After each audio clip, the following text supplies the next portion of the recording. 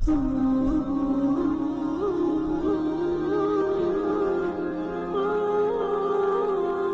بھی اتنی جلد معاف نہیں کرتا، ماں بھی اتنی جلد اپنی اولاد کو معاف نہیں کرتی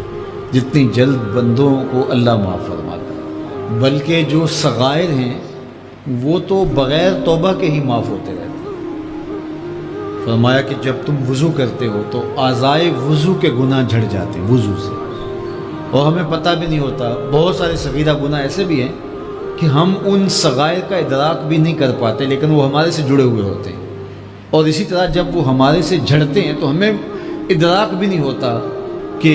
وہ ہمارے ساتھ جڑے تھے اور ہمارے سے دور بھی ہو گئے اور ہمیں پاک صاف کر دیا گیا۔ ایک نماز سے دوسری نماز تک کا وقت درمیان کے اندر ہونے والے گناہوں کا کفارہ ہے، ایک جمعہ دوسرے جمعے تک، ایک رمضان دوسرے رمضان تک گناہوں کا کفارہ ہے۔ تو یہ اللہ کی کرم نوازیوں کے رنگ، بلکہ فرمایا ہم نے تم کو جو بڑے گناہوں سے منع کر رکھا ہے، اگر تم ان گناہوں سے اپنے آپ کو بچا لو تو ہم اس کے صلے کے اندر تمہارے چھوٹے گناہ ویسے ہی معاف کر دیں۔ ایک تو ہے کہ تم وضو کرو گے تو جھڑیں گے، ایک تو یہ ہے کہ تم کچھ اعمال کرو گے تو اس کی برکت سے یہ گناہ ساتھ جھڑ جائیں گے، لیکن اگر تم بڑے گناہوں سے بچتے رہو گے تو ہم تمہاری اس بات کا اعزاز تمہیں دیتے ہوئے کہ تمہیں اللہ کے حکم کا پاس ہے اور تم بڑے گناہوں سے بچ رہے ہو، اور جو چھوٹے گناہ تم سے سرزد ہو گئے ہم اس بڑے گناہ سے بچنے کی وجہ سے وہ ویسے ہی تمہارے سے ہٹا دیں گے، تمہیں صاف کر دیں گے۔ یہ کتنی کرم نوازی ہے۔ اور اگر تم نیکیاں کرتے ہو تو نیکی بھی تمہارے گناہ کو مٹا دیتی ہے۔ اللہ کے محبوب علیہ السلام نے جو 3 وصیتیں کی تھی تو ان میں سے ایک وصیت یہ تھی کہ گناہ تم سے سرزد ہو جائے تو اس کے بعد تم نیکی کرو، کیوں؟ تم ہوہا، جو نیکی ہے وہ گناہ کو مٹا ڈالے گی۔ یہ کیسا اس کا الوہی انتظام ہے کہ ہمارے گناہوں کو مٹانے کے لیے کتنے سامان رکھیں۔ چھوٹے گناہ سرزد ہو گئے ہیں تو وضو کرنے سے، نماز ادا کرنے سے معاف ہو گئے، صدقہ کرنے سے معاف ہو گئے، کسی کو مسکرا کر ملنے سے معاف ہو گئے، رستے میں پڑی ہوئی چیز ہٹا دی تو اس سے معافی ہو گئی، دروشی پڑا تو گناہ معاف ہو گئے اور خطائیں دھل گئیں اور درجات بلند ہو گئے، اور نیکی کی تو ساتھ گناہ بھی معاف ہو گئے۔ تو باقی رہی بات کہ کبیرہ گناہ، بڑی بڑی باتیں، تو شرک سے بڑی بات تو کوئی نہیں ہے، سب سے بڑا گناہ تو شرک ہے، لیکن اگر بندہ توبہ کر لیتا ہے تو اللہ شرک کو بھی معاف کر دیتا ہے۔ ایمان شرک سے برات کا اظہار ہے تو شرک بھی معاف ہو گیا، ورنہ شرک معاف نہیں ہے، اور باقی کبائر بھی توبہ سے، رجوع اللہ سے معاف ہو جاتے ہیں۔ یہ کتنی اس کی کرم نوازیوں کے رنگ ہیں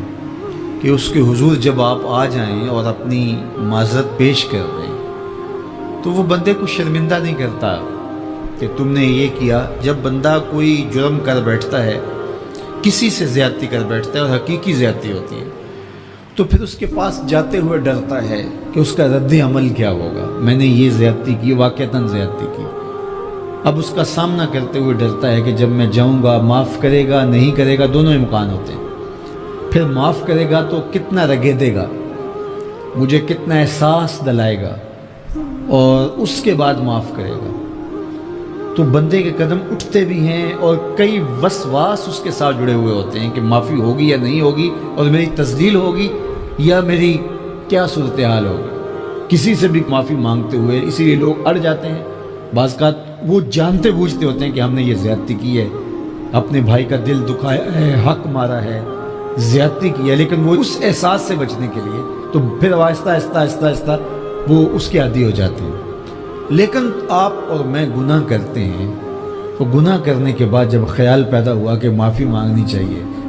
تو جب ہم وضو کر کے قدم اٹھاتے ہیں توبہ کے لیے تو ہمیں کوئی ایسا وسوسہ نہیں ہوتا کہ وہ معاف نہیں کرے، بلکہ حضرت داتا گنج بخش علی حجویری علیہ رحمہ کشف المعجوب میں ایک بزرگ کا قول نقل کیا کہ جس نے توبہ کی اللہ نے اسے معاف کر دیا۔ تو پھر ایک دوسرے بزرگ کا قول پیش کیا، کہا نہیں، ایسا نہیں ہے کہ جس نے توبہ کی اللہ نے اسے معاف کر دیا، بلکہ یہ ہے کہ جس کو اللہ نے معاف کرنا تھا اس کو توبہ کی توفیق دے دی۔ وہ خود کہتا نا کہ توبوا الی اللہ، میری طرف آؤ، رجوع کرو اور میری طرف آ کے اپنے گناہوں کی معافی مانگو۔ تو اللہ توبہ کے لیے بلا رہا ہے، تو جب بلا رہا ہے تو اس کا مطلب ہے معاف کر دیا تو بلا رہا ہے نا۔ اب اگر اس کے باوجود بھی کوئی نہیں آتا تو پھر اس کی حماقت اور اس کی بے وقوفی ہے۔